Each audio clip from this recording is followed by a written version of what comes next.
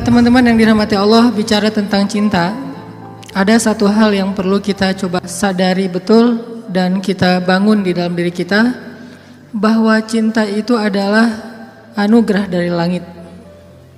Cinta itu adalah anugerah dari langit. Bahwa cinta itu adalah pemberian dari Allah Subhanahu wa taala. Dan gak mungkin Allah memberikan rasa cinta yang membuat seorang hamba bertambah dosa, itu gak mungkin. Yang menambah dosa, yang menambah kejauhan kita dari Allah Subhanahu wa taala pasti bukan cinta.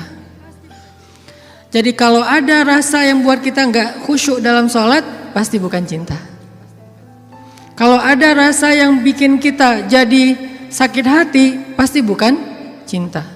Kalau ada rasa yang kemudian bikin kita malah melakukan perbuatan-perbuatan yang Allah gak suka, pasti bukan cinta. Itu disebut dengan wasawisus syaitan, yang ada di dalam hawa nafsu manusia.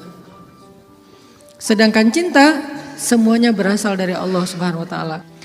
Dan cinta yang Allah titipkan kepada kita di antara hamba-hamba Allah di muka bumi, di langit dan seterusnya, itu cuma satu bagian dari 100 bagian cinta yang Allah simpan di dalam surga. Jadi satu bagian itulah yang kemudian kita lihat dari seorang ibu kepada anak, dari seorang ayah kepada putranya, dari seorang anak kepada orang tuanya. Satu bagian yang kemudian dibagi di antara hamba-hamba Allah yang sangat banyak, miliaran bahkan tidak terhitung. Cuman satu bagian. Satu bagian itu kita udah bisa ngelihat pengorbanan seorang suami yang luar biasa. Kayak misalnya teman-teman yang nge-follow Rumah Teduh Sabadiin, ada seorang anak ngerawat ibunya di detik-detik terakhir sebelum ibunya wafat. Dia bacain Yasin, dibacain Al-Quran, dia pijat-pijat ibunya, dia belai ibunya, dia penuhi semua hak ibunya. Dan ini adalah gambaran hanya partikel kecil dari satu bagian cinta yang Allah turunkan ke muka bumi.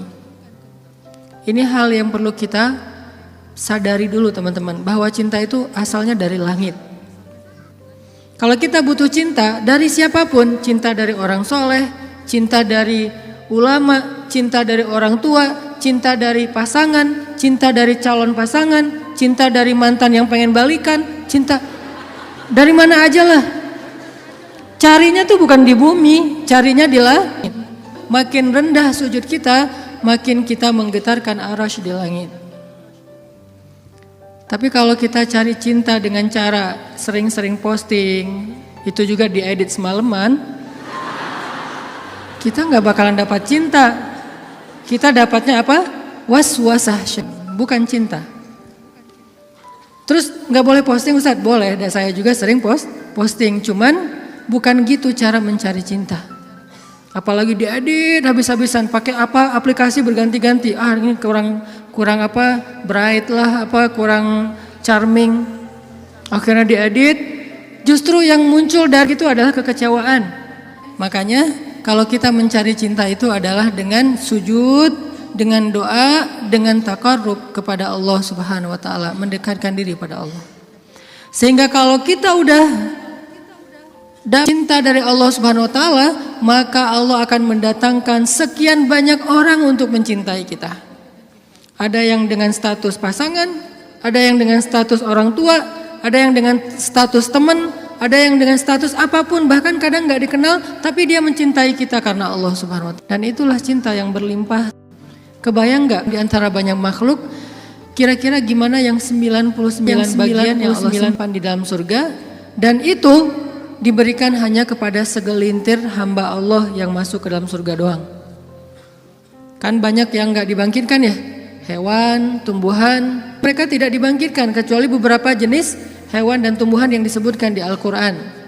Tapi pada umumnya hewan tidak mengalami hari berbangkit. Jadi tidak ada hewan yang mendapatkan 7 golongan hewan yang dapat naungan di padang mahsyar, gak ada itu. Yang ada manusia. Kalau hewan ngikut manusia, kalau dia berjasa dalam dakwah manusia dia terlibat. Tapi pada umumnya hewan dan tumbuhan itu tidak dibangkitkan. Padahal jumlahnya miliaran. Itu adalah satu cinta dibagi rata. Gimana 9 cinta dibagi kepada sedikit hamba Allah Subhanahu wa taala. Makanya Allah mengatakan di dalam surga itu la khaufun 'alaihim wa lahum yahzanun. Di surga itu tidak ada rasa takut, tidak ada rasa kecewa. Nggak ada lagi di surga itu adegan live group, itu udah nggak ada. Di surga itu nggak ada grup yang nge-live kita, kan lebih sakit ya, di live sama grup. Kalau kita nge-live grup masih mending, kalau grup yang nge-live kita, gimana caranya? Tiba-tiba grup sepi, nggak ada broadcast, nggak ada chat, ternyata mereka bikin grup baru, kita doang yang nggak di-invite. Itu di akhirat udah nggak ada di surga live group, di live sama grup. Di surga itu udah nggak ada bulian. Kenapa nggak ada bulian? Karena udah nggak ada jomblo. Selama masih ada jomblo, semangat nih kalau udah bab ya kayak gini. Saya bukan mau menzolimi teman-teman gara-gara sering ngebully jomblo. Enggak, saya nggak ngebully, saya cuma empati doang. Kasihan sih. Kasihan boleh ya. Sebagian doang, yang lain insya Allah gue mah asik-asik aja Ustadz sebagai single villa gitu ya. Nggak masalah, cuman ada sebagian yang mungkin masih berat menjadi seorang yang apalagi baru aja kemarin diputusinnya dengan bahasa yang nggak enak lah gitu. Kita adik kakak aja ya, kan nggak enak tuh. Tahu nggak teman-teman, ada cara mutusin yang lebih kejam dari itu. Kan yang biasa tuh, kita temenan aja ya gitu ya, atau kita adik kakak aja. Ada nggak orang yang diputusin sama pasangannya, dibilang kamu tuh jadi ibu saya aja ya, kamu tuh seperti ibu buat saya? Ada. Dalam bahasa fikih disebut dengan zihar. Dalam bahasa saya disebut dengan diputusin dengan cara paling kejam. Di mana ayat zihar? Nanti coba teman-teman kita baca satu ayat aja di dalam surat Al-Mujadilah. Teman-teman bisa buka mushaf Al-Quran. Kita coba buka surat Al-Mujadilah surat 58. Surat Al-Mujadilah ayat 1. Ini salah satu ayat diputusin di dalam Al-Quran. Dan diputusinnya dengan cara yang paling kejam menurut Al-Quran. Saking kejamnya Allah kasih semacam punishment buat yang mutusin dengan cara harus berpuasa selama 2 bulan berturut-turut. Jadi kan kamu dan saya jadi anak sama ibu ya, berarti dia harus berpuasa 2 bulan berturut-turut. Kenapa? Kejam banget. Dan Khawlah bintu Sa'labah yang disebutkan di dalam ayat ini pernah digituin sama suaminya.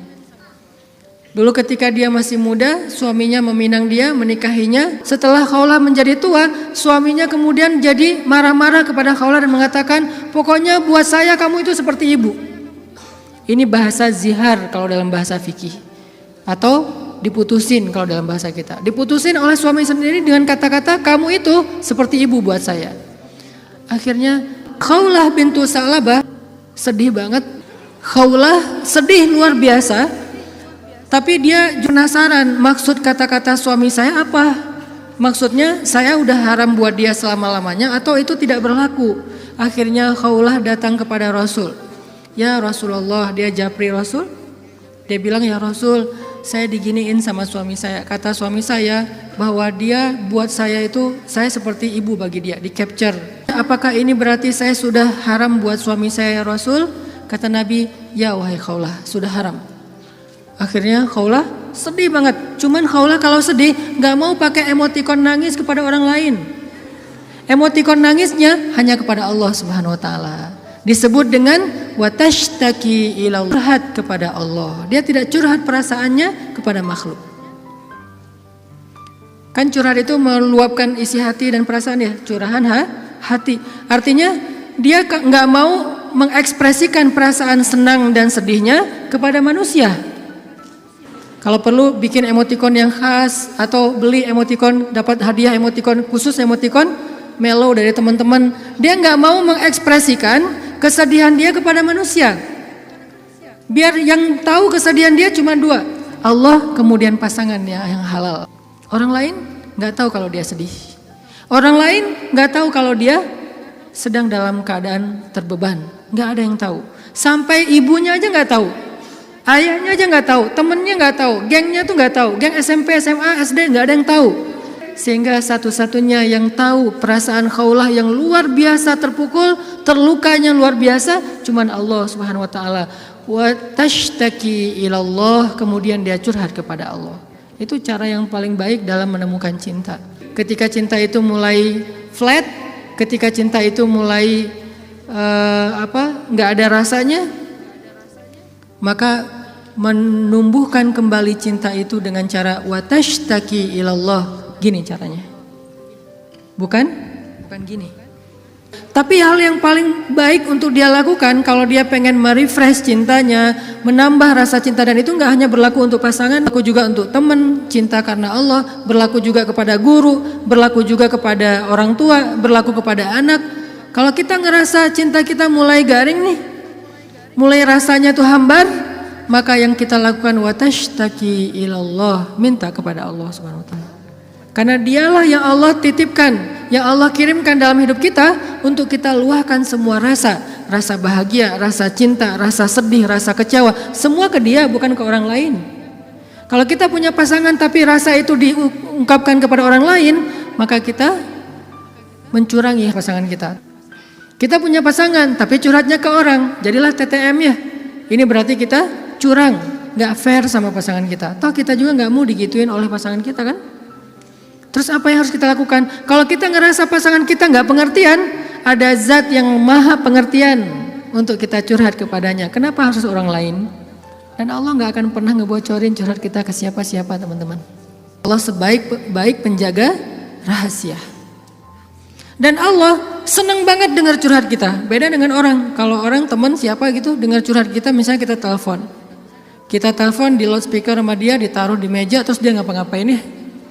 Kita ngomong panjang lebar. Pas udah lama gak dapat respon, kita nanya, kamu dengar gak sih? Dia langsung lari. Ada yang lebih parah lagi tuh. Bukan cuma di loudspeaker. Kita baru mulai curhat, dia balik curhat. Aku habis dimarahin sama suami aku. Wah, laki-laki itu emang kayak gitu. Gue juga tiap hari dimarahin. Tahu nggak gimana cara dimarahin? Panjang tuh. Akhirnya malah dia yang curhat. Kita curhat, dia jadi dapat banyak info. Akhirnya dia nikung. Parah banget ya. Pernah ditikung sama teman curhat? Ada sahabat Nabi yang pernah ditikung. Ditikung fisabilillah. Namanya Abu Darda. Abu Darda, temenin aku dong. Ngapain? Ngelamar seorang perempuan, seorang cewek. Soleha, hafizah, cantik, terpelajar. Kayaknya nih calon makmum ideal banget. Kenapa ideal? Dia salah baca ketika sholat, dia bisa benerin. Tapi insya Allah imamnya gak bakalan salah baca. Kalau yang dibacanya Al-Ikhlas ya. Gua mah pede, gak nyari makmum yang hafiz-hafiz banget. Kenapa? Karena kalau ngimamin surat Al-Ikhlas, jadi gak pernah salah. Salman ngajak Abu Darda. Abu Darda nemenin, datang ke rumah cewek itu. Pak, saya mewakili Salman, pengen ngelamar anak bapak, putri bapak. Kata bapak ini, ya udah saya tanyain dulu ke putri saya. Kalau dia setuju nanti saya nikahkan kalian. Harus nanya dulu ke perempuannya, ke putrinya. Karena gak boleh nikah paksa dalam Islam. Sama dengan gak boleh menghalangnya yang sudah punya niat baik untuk menikah. Sama dengan kita menghalang-halangi anak kita untuk datang ke masjid beribadah. Calon mertua. Gak boleh menyusah-nyusahin anak kita yang pengen beribadah. Apa ibadahnya? Nikah. Bukankah nikah itu setengah dari agama? Selama itu kita perhatikan bukan sesuatu yang sangat beresiko, yang terlalu terburu-buru, ceroboh, maka biarkan mereka melihat kebesaran Allah Subhanahu wa taala di dalam rumah tangganya. Rumah tangga seperti usaha dibangun dari nol, tiba-tiba Allah kasih banyak kemudahan setelahnya. Udah selesai lamar, ditanya sama ayahnya kepada putrinya. Nak, gimana tuh ada satu orang cowok di depan ngelamar kamu? Yang mana? Itu yang Salman, yang orang Asia. Anaknya kemudian keluar ngintip. Ngintip bahasa kita stalking. Karena ada seorang perempuan dilamar, kemudian dia gak pede gitu. Dia bilang ke Rasulullah, ya Rasulullah, boleh gak kalau saya itu aib saya bahwa dia kepalanya ini rambutnya banyak yang sudah rontok karena penyakit. Kemudian dia bilang, boleh nggak saya pakai rambut palsu atau saya tutup rambut saya dan saya nggak kasih tahu ke siapa-siapa kalau rambut saya itu udah rontok. Kata Nabi, sampaikanlah. Jadi nggak perlu diedit, nggak perlu dibikin yang sekeren mungkin, tapi kemudian orangnya kecewa. Dia stalking, oh itu cowoknya. Kalau yang di sebelahnya itu Abu Darda, ya sudah. Akhirnya si cewek menerima lamaran, tapi bukan untuk Salman, untuk Abu Darda. Datang bapak itu, alhamdulillah saya udah bicara dengan anak saya. Oh gimana Pak, Salman udah deg-degan gitu. Sabar ya Salman, ternyata anak saya belum berkenan untuk menikah dengan Salman. Oh nggak apa-apa Pak, cuman anak saya ternyata ridho menikah. Oh apa-apa. Jadi nggak enak hati gitu kan. Aduh Salman, ini bukan saya loh yang minta, kan tadi kamu dengarkan saya ngomong apa. Kata Salman, udah biasa aja kali Abu Darda, tapi saya nggak mau nikung kamu. Udah nggak apa-apa, kan Allah menciptakan kita berpasang-pasangan, masing-masing udah ada takdirnya. Akhirnya Abu Darda nggak enak banget. Si bapak juga terlalu vulgar. Harusnya kan biarin dulu mereka pulang di Japri ya. Abu Darda balik kan bisa ya. Abu Darda ditelepon gitu balik, mau ada yang diobrolin. Kenapa di depan Salman? Sehingga Salman jadi sedih. Enggak, ternyata mereka paham. Cinta mereka itu karena Allah Subhanahu wa taala. Kalau belum berjodoh berarti emang bukan itu cintanya. Dan mereka tidak akan memberikan hatinya karena hati itu satu-satunya organ di datu yang paling berharga, dan dia nggak akan ngasih kecuali kepada orang yang sudah berakad. Saya terima nikahnya, dan kemudian dikatakan oleh saksi sah. Kecuali saksinya mantan, itu nggak bakalan sah. Saya terima nikahnya. Gimana saksi? Belum. Oh ya, ulangi lagi. Udah 100 kali, belum aja. Kenapa? Saksi nggak bisa move on. Yang lebih berat tuh bukan saksinya yang mantan, KUA-nya yang mantan. Tuh parah tuh. Ini kenapa ya persyaratan nggak ada yang lengkap ya?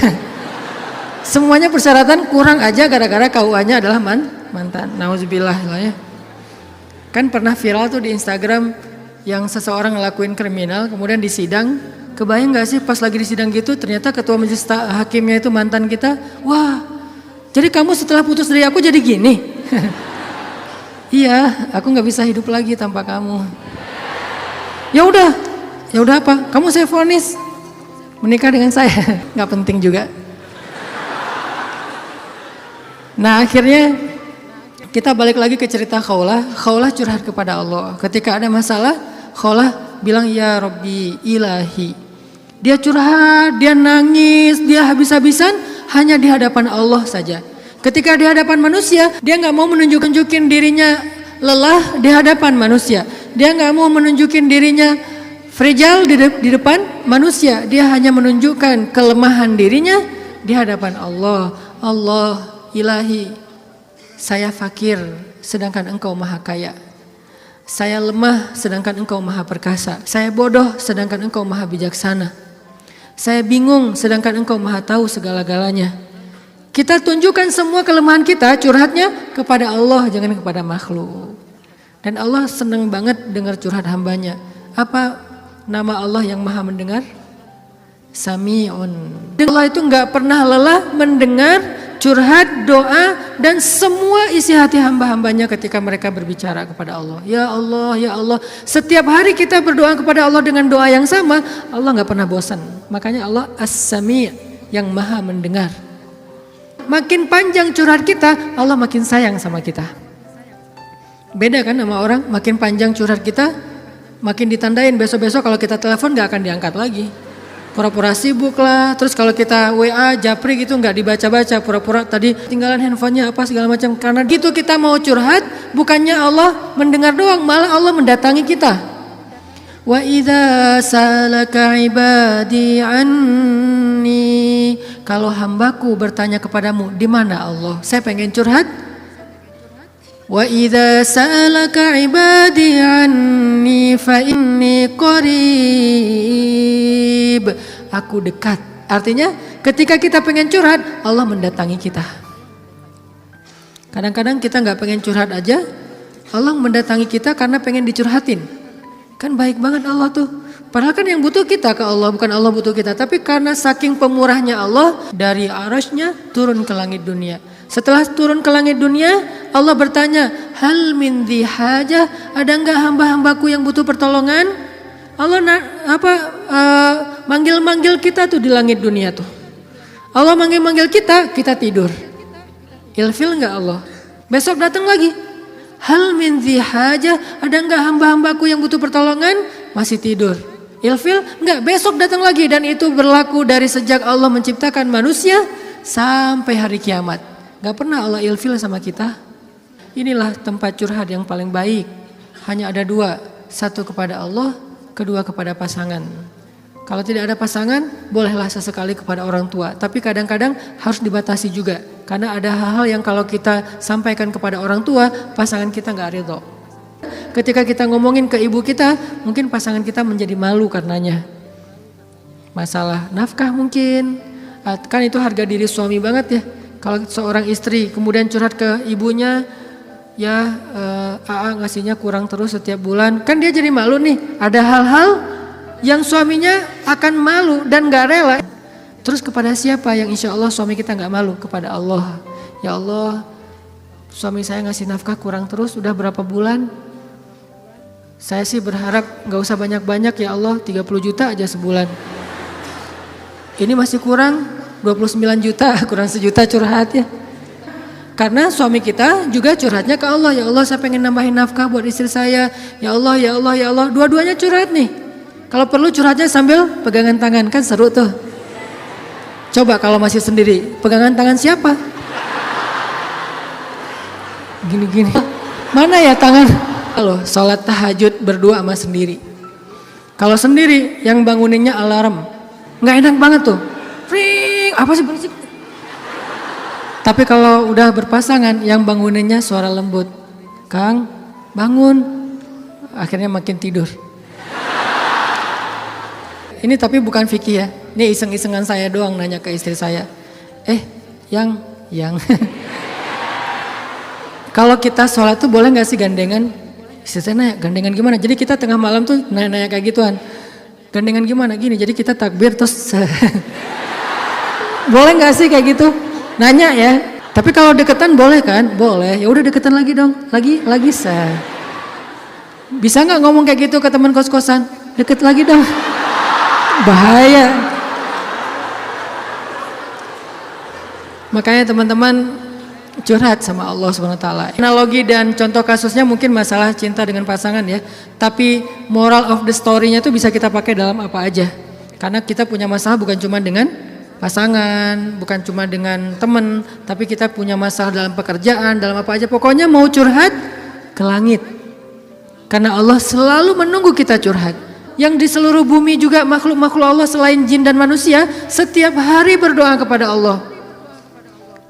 Masa kita nggak mau berdoa?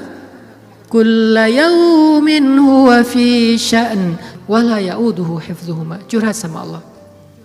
Akhirnya Khawlah udah selesai datang ke Nabi. Kalau bahasa kita kayak ngejapri ke Nabi gitu. Nabi bilang, kamu sama suami kamu sudah haram selama-lamanya. Karena zihar itu adalah tradisi Arab jahiliyah. Kamu buat saya seperti ibu. Itu tradisi Arab jahiliyah yang gak baik banget. Sangat-sangat tidak adil kepada perempuan. Jadi ini salah satu ayat bukti bahwa Al-Quran itu benar-benar turun untuk mengangkat kehormatan perempuan. Karena tradisi Arab jahiliyah, kalau dia udah mulai bosan sama istrinya, langsung dia ceraikan seumur hidup. Kenapa seumur hidup? Biar gak dapat waris, biar gak ada tanggung jawab apa-apa, nafkah segala macam. Kan curang banget kan? Dinikahi ketika muda, pas udah tua diceraikan tanpa ada harapan warisan dan nafkah lagi selama-lamanya. Ternyata Khawlah gak berhenti dengan bertanya kepada Nabi doang. Dia minta kepada Allah.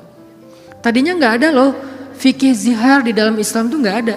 Gak ada syariat hukum tentang bab zihar di dalam Islam. Baru ada setelah Khawlah curhat. Jadi bisa dibilang beberapa syariat Islam itu muncul hasil dari curhat-curhat para hamba. Apa arti al-mujadilah? Perempuan yang sedang curhat. Ini surat curhat di dalam Al-Quran.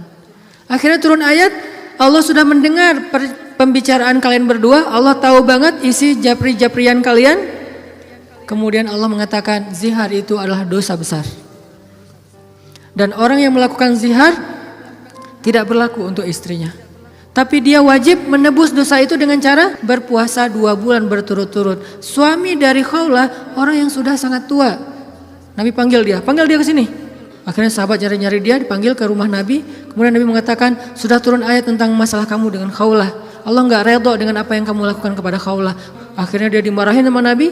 Kemudian dia mengatakan, ya Rasulullah, saya sadar, saya insaf, saya taubat. Terus gimana menebusnya ya Rasul? Kata Nabi, berpuasalah 2 bulan berturut-turut. Dia bingung. Rasul, saya ini laki-laki yang sudah tua. Jangankan 2 bulan berturut-turut, sehari aja batal. Gak boleh batal sehari aja gak boleh.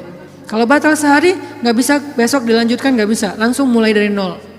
Ya Rasul, saya puasa sehari aja gak kuat, gimana 2 bulan? Rasul mengelus dada kemudian mengatakan, ya udah kalau gitu beri makan 60 orang miskin. Ya Rasul, gak ada orang yang lebih miskin di daerah sini daripada saya. Akhirnya Nabi ngambil beberapa karung korma, dikasih ke dia, ngasih makan ini untuk keluargamu. Ini juga menjadi dalil gimana Islam itu agama yang sangat-sangat toleran.